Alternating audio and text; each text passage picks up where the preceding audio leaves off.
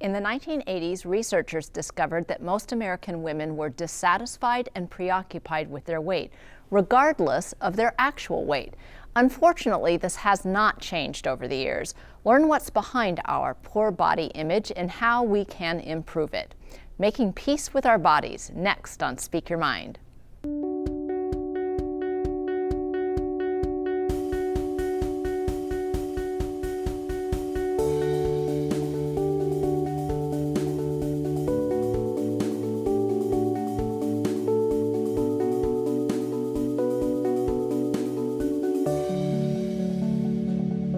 Welcome to Speak Your Mind. I'm Dr. Carolyn Phelps, licensed psychologist with Dream Life Psychological Services. In this country, poor body image concerns, particularly for girls and women, are more normal than not normal. And in this day and age, our obsession with social media may not be helping. How do we learn to be comfortable in our own skin, no matter what we think our own skin looks like? And what happens to us when we can't figure out how to be comfortable in our own skin? Tonight, we're talking about body image and making peace with our bodies. So if you have questions about body image, call them in now. Locally, dial 218-788-2844 or call toll-free at 1-877-307-8762. We'll be answering your questions throughout tonight's show. My guest tonight is Dr. Andrea Zulig, a licensed psychologist at Park Nicollet Melrose Center, a specialized full-service eating disorder treatment program in St. Louis Park, Minnesota. Thanks so much for coming all the way up here. Andrea, I so appreciate your coming and to have this conversation with you about body image. And I think a really good place for us to start is for us to first just define what exactly we mean by body image. Oh, absolutely. Body image is one of those great big global topics and global definitions, which I like to define it as your internal experiences about your external self. And so basically what I'm talking about there are your thoughts, your feelings, your assumptions, your judgments about your shell, basically your appearance, whether that is your weight, your body, your size, your shape, anything about our outside appearance. And even what you think your eyeballs are seeing, which may not be what other people's eyeballs are seeing about you. Yes, yes. Exactly. And so what is the difference? What do we know about what is the difference about people? Because one of the things that we were talking about is this idea that in America, most girls and women have this notion of this normative discontent, about feeling discontent about the way in which they look. And so we can't just say then that all of these women develop eating disorders, because we know that that's not true and that doesn't happen. And so what is the difference between people who go on to develop something like either an eating disorder or body dysmorphic disorder? Mm-hmm. One of the things that we see in people that go on to develop eating disorders in particular are that they have particular vulnerabilities. And so what that might be is it might be genetics. It might be a certain incident, like being teased when they were young.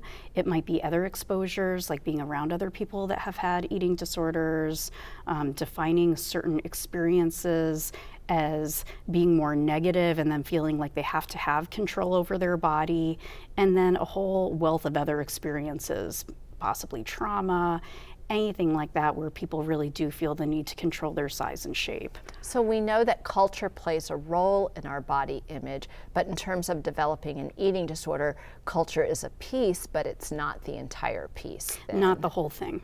And let's talk a little bit about this notion of culture and its effect on body image. Yeah, and we're seeing that more and more, I think, as we have social media. Just about everybody that I know is on Facebook, Instagram, something like that, where people are constantly comparing each other. They're constantly doing selfies, showing basically the way that they look and comparing themselves against other people. We also have a lot of blogs that are fitness blogs, exercise blogs, what we know about what we call pro-Anna blogs or pro-Mia websites that are more eating disorder websites. But it seems like there's so much out there on getting this perfect body, this perfect image, and the pressure just grows. And that what I see also in my office and the people who I treat with eating disorders is sometimes they're not even going on to these pro eating disorder websites per se, but they might be following certain people, like they follow Taylor Swift or they follow the Kardashians, and then, you know, they have this life that they want to have, that they aspire to have, that's based on this curated self of some celebrity. And that is what's interfering. And I've had some of my clients come in and say, I think I need to change the way I'm doing my social media now. Yes, because I think that also people are comparing themselves against these ideals that there's no way that they can attain. Like if I'm comparing myself to the Kardashians, who have this $1 million empire and, you know, can spend all their time on chefs and training and, you know, trainers and all this stuff, it would be very different. Nobody has, or very few people have, those resources. And so for somebody in the normative culture to compare herself against somebody, a celebrity, it's a completely different ballgame. It's apples and oranges. And so what would you say then to parents out there who, you know, their kids have a phone, they know that they're spending time on their phone. What would you say to parents in terms of helping promote a more body positive culture? Yeah, I think a couple things with the social media is basically the same standard things that we talk about a lot.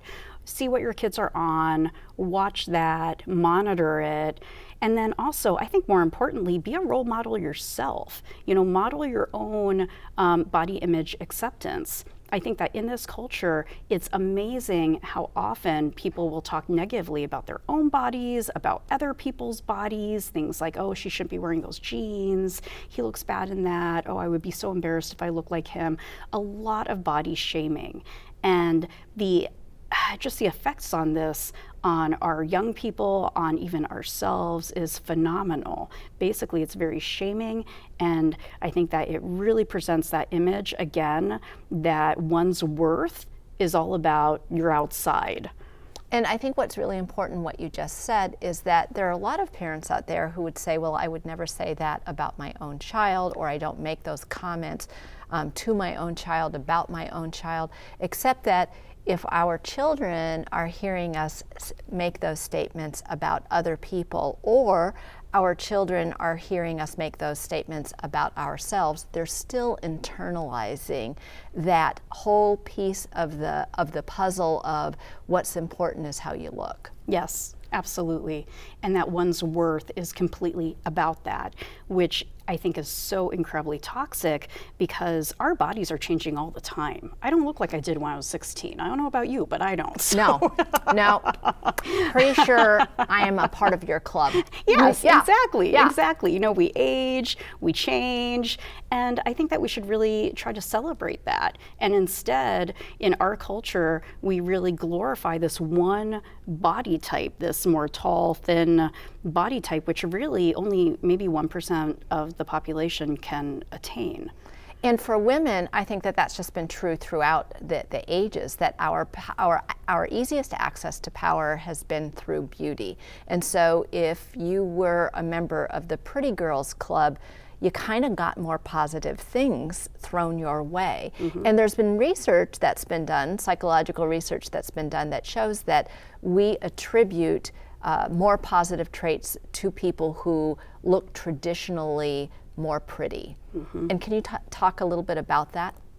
Yeah, I think that's really interesting that people are drawn to that, and they end up actually, I think, putting personality traits and attributing personality traits to somebody's outside, which is very interesting because that's a lot of mind reading. We have no idea what these people are or who they are, and you know, by just seeing a picture, by just meeting somebody for the first time. And I think that's fascinating how much we do that and how much we miss by doing that as well. So I think some of the research says that for people who have this sort of traditional beauty, that we tend to judge them as being nicer, as being smarter, more successful.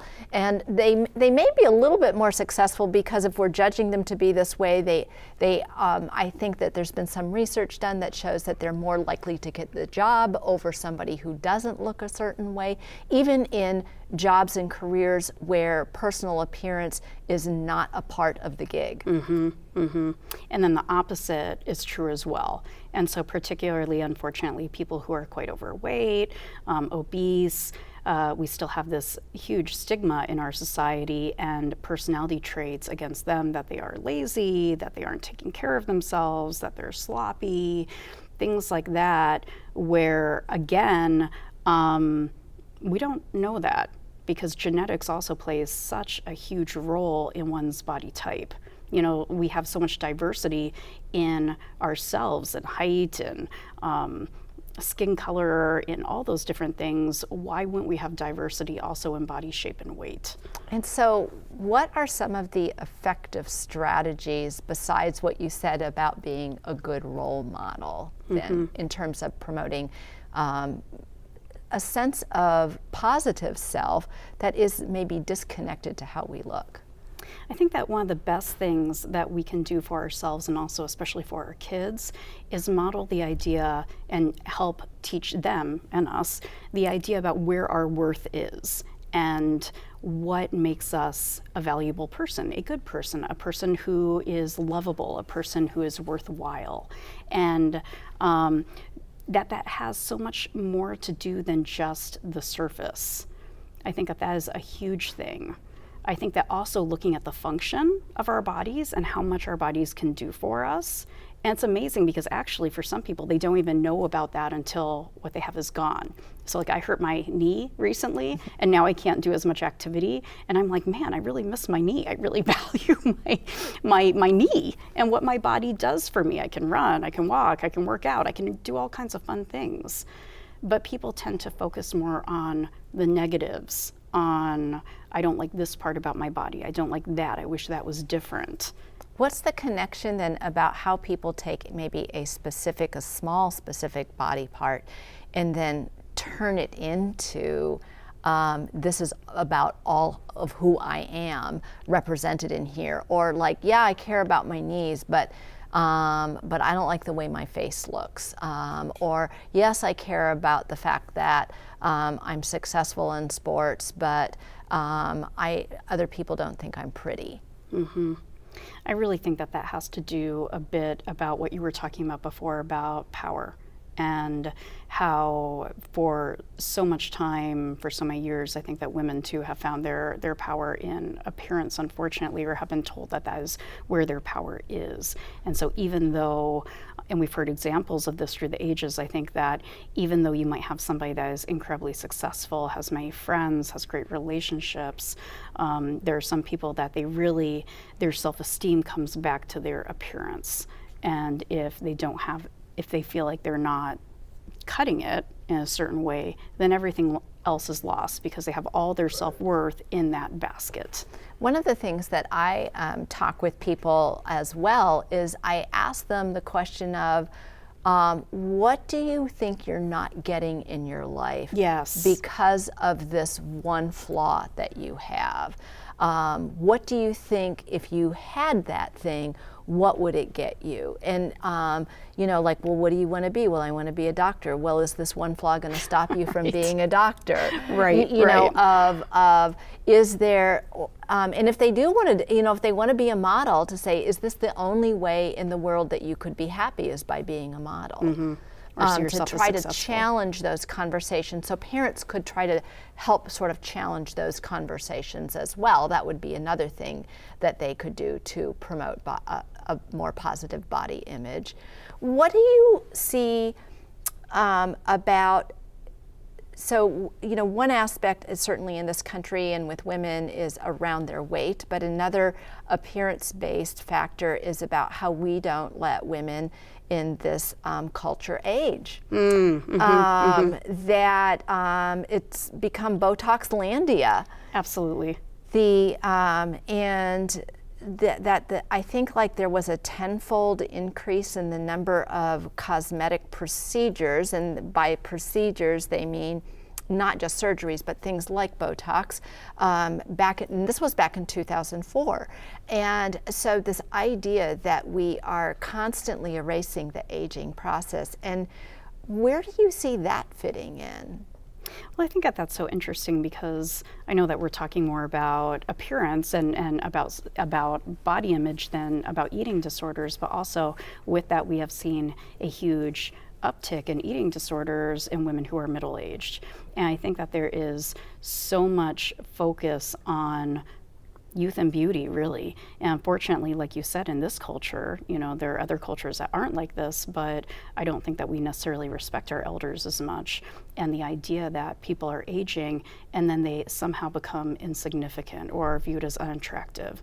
And again, if you are coupling attractiveness with worth, with love, with success in some ways, even though this is a shell, this has nothing to do with who I am, really. I could just pluck myself out and put myself in any body, and I would be the same person in many ways. Yeah, and it's genetics, it's environmental exposure. Some of it's environmental exposure. Like if you were baking in the sun, oh yeah, if you were one of the sun bakers, then you're going to have a price to pay. But a lot of this is this is genetics. It's like, oh yeah, I have nothing to do with this, I have nothing to do with it. So I'm not going to put my self-esteem on something that I have no control over anyway with this. Right.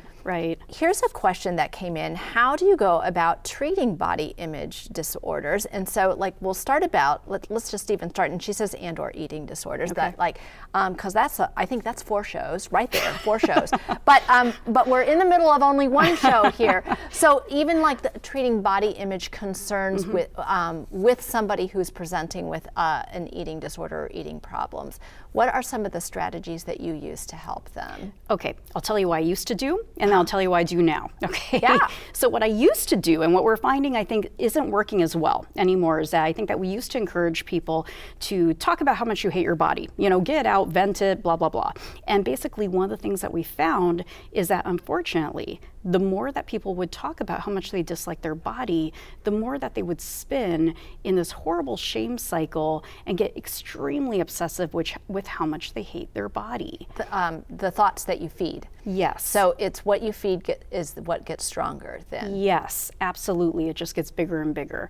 And so now one of the things that I do is I try to have people observe those thoughts, know that those thoughts are there, and then try to turn to looking at the function of basically their body, what their body can do for them. And one of the biggest things that I do with people is I talk a lot about regrets, actually, and the possibility of regrets, because as far as I know, we only get 1 life on this earth, and we never know when our time is going to go. And I think that so many people, whether you have an eating disorder or not, I think that so many people will not choose to do certain things and live out their best life because they're so concerned of the way that they might look, like in a bathing suit, or, oh, I might do this and I might look foolish in front of people, or I don't want to be the center of attention. And people lose out on so many opportunities with that. And I think one of the things that we know too is that whole fear of I don't want to be the center of attention because of how I look, or because of how this one body part looks, or because of wearing a swimming suit. That presumes that people are as interested in how you look as you think you are. Right. And everybody's consumed with themselves. They're way too busy with their own selves to be worried about you in your bathing suit. Because everybody else is thinking about themselves in their bathing suits. In their bathing suit as well. I think one of the other things that we see are people who don't want to be in photographs because I take bad pictures. So they may have even maybe fewer concerns about their body, but I don't want to look bad in the picture. And they get completely away but the purpose of a photograph is to capture this moment in time that you can use to access the memory about that moment in time that you had. Yes, and it's so interesting that you should say that, because people, please don't do that, because I'm thinking back when I was in college, one of my closest friends in college, her mother would never be in a family picture. And her mother ended up dying of cancer, unfortunately, and she has maybe 2 family pictures with her mother in it, because her mother never wanted to be in these pictures because she felt that she looked bad and she was so self-conscious. And I think that for my friend and for the rest of the family, that's a tragedy. That is a tragedy, because those are the kinds of things that you just want to hold on to and want to be able, that you treasure and want to be able to hold on to. Here's another question. Is it normal to weigh yourself every day? Well, it probably depends on who you talk to. Right. Talking to us, we're going to have some. Not. Yeah, we'll have yeah, some. we're going to have some opinions about that. I would not recommend that you weigh yourself every day. And the reasons for that are because our weight goes up and down naturally every day. You know, it goes up a pound, it goes down a pound. It depends on what we eat. It depends on how much salt we might intake, how fluids, what's going on in your with body. your hormones. Absolutely, absolutely. Sickness, all kinds of things. And the difficulty is that people, I think that the majority of people get so wrapped up in that number, and their mood gets affected so much by that number that they end up getting held hostage by that. So even if you look at, I would say, fairly okay, good weight loss programs, like Weight Watchers, they only have people weigh themselves once a week, and that's a diet program. So I don't really see the need for most people to weigh themselves every day unless they have some kind of medical condition where it's important that they do so. And I always talk about the same thing too. Like if you have a kidney disease where your physician needs to know what your fluid input and output is, and you are weighing yourself because you're on the donor list because you need a kidney, then you better be following your doctor's recommendations, but everybody else, throw away your scales. And I kind of preach that. So one of the things I want to say to the viewer who called in, like, is it normal? Yes, it's normal, unfortunately. That's true. Like everybody, like way too many people do this, so it's normal that way. Is it healthy for you? That's the question where Andrea and I think like, oh, we don't think this is the most healthy thing. I always say to people, get rid of your scale. You know what you're supposed to do. You know if you're doing it or not. You know if your clothes fit or they don't. And if your clothes start to not fit, you can make some adjustments. Right, right. Definitely. And maybe that's the wake-up call for yourself to make those adjustments then. And it's interesting because I think that a lot of people feel freedom with that they don't feel like they're being held hostage by that number. And they feel freedom, and simultaneously they're surprised at how hard it is initially to get rid of the scale. I think a related thing of getting rid of is all the clothes you want to wear that you don't fit into, right? It's being held hostage by the dream clothing rather than say, like, get them out of the house so you're not haunted by them, so that you're wearing clothes that look good on you and fit right. And no one looks good in clothes that don't fit correctly. This is so true. It's so interesting because people get so hung up on a particular size, and what we know about sizes is, I mean, I have 4 different sizes in my closet and they all fit the same on me. I mean, they're so arbitrary depending on store, depending on style, depending on even material, fabric. And people, I think, get so caught up in, oh, but I cannot go up to the next size, where the irony is that they actually do look better when they're wearing the size that is appropriate for them. What about this sort of whole connection? You mentioned it, this connection of mood to scale, mood to number, mood to appearance. And how can we help people break that connection besides getting rid of the scale?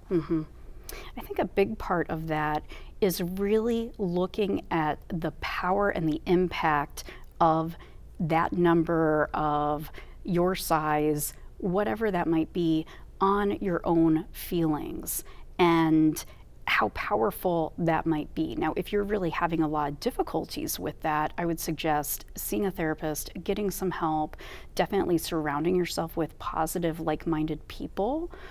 This is veering a little bit from what you were saying, but I don't think that it's helpful for anybody to be in a group of friends where all you're talking about is your appearance and your weight and your diets. I think that that can be very contagious, where nobody then likes their body. And one of the things that we can teach girls, our daughters and the other girls in our life, is how do you change that conversation when it's occurring in your friend group.